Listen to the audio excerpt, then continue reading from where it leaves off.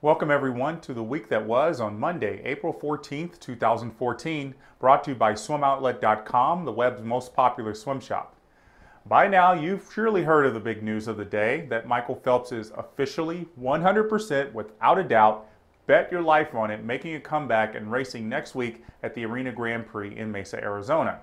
Since the announcement came before we taped this episode, it was considered for our list of the top 5 swimming headlines of the week.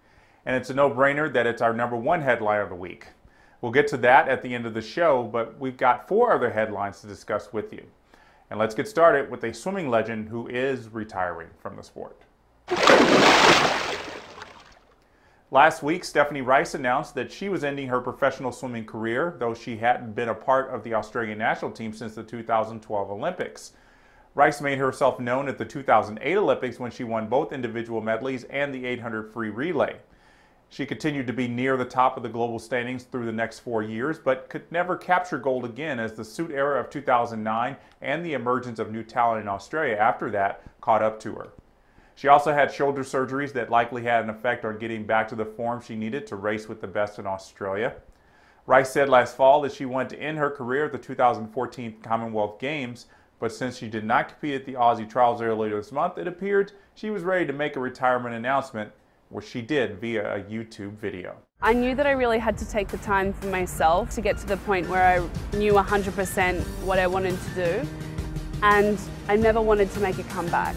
So the decision that I wanted to make was definitely final, and coming to that point today and not continuing my swimming career it's sad. Like, I definitely feel like, I'm losing a part of myself, but I'm really excited for what's to come. Rice says she wants to, quote, prove myself out of the water, end quote, and we're sure she'll do that. All the best to you, Stephanie. Next up is the #4 headline of the week, and it's the continued rise of Costa Hagino and his road back to likely becoming the next Michael Phelps. Last year, he qualified for 6 individual events at the World Championships, and he will have a similar program this summer at the Pan Pacific Championships. He set some new lifetime bests in several events at the Japanese Nationals last week, including an Asian record of time of 1:55.74 in the 200 IM. That puts him a little bit closer to getting into the top 10 performances of all time, which is owned by Michael Phelps and Ryan Lochte. Also impressive was a 3:43.90 in the 400 free on the same day as his 200 IM and a 4:07.88 in the 400 IM. Hagino could walk away for the Pan Pacific Championships in August with multiple gold medals, but it won't be an easy feat given the competition from the United States, Australia, and other countries that he will likely face.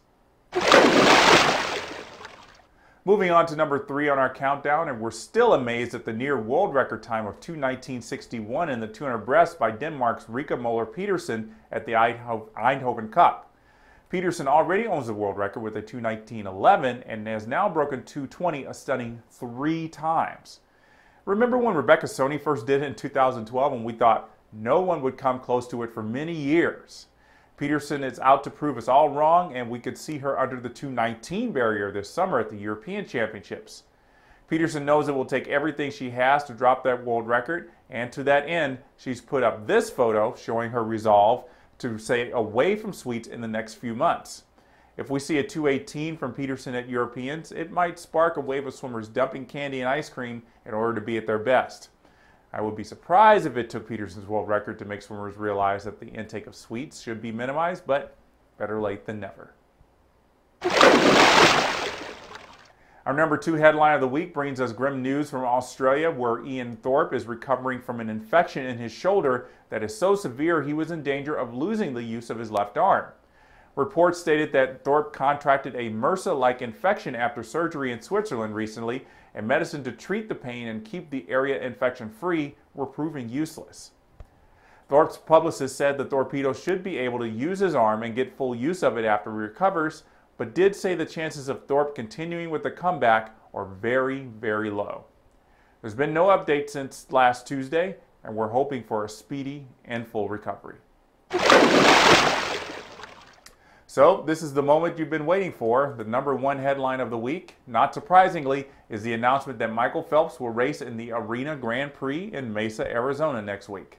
The swimming community was not too shocked by USA Swimming's announcement this morning, as the likelihood of Phelps racing this month was precluded by his entry into the drug testing pool last summer.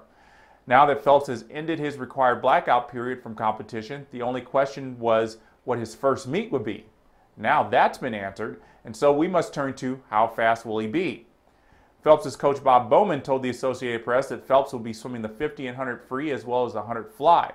The 100 free and 100 fly are typical events for Phelps. I don't know we've ever seen him racing in the 50 free, so it will be interesting to see how he fares against established sprint freestylers such as Nathan Adrian and Anthony Irvin, among others. This will be an in-season competition for virtually all the top swimmers in the meet, so we won't be expecting world-class times. But I'm sure those in attendance will be just happy that the man dubbed the greatest of all time is back in the pool and racing against his old rivals again. Of course, with the meet just 30 minutes from the Swimming World headquarters, we will be on deck in Mesa from Phelps' first splash to the last. And that's going to do it for this week on the week that was. We hope you enjoyed our show. There's going to be a lot of headlines coming up this next week, and we will bring it to you all on next week's show. I'm Jeff Cummings, and that was the week that was.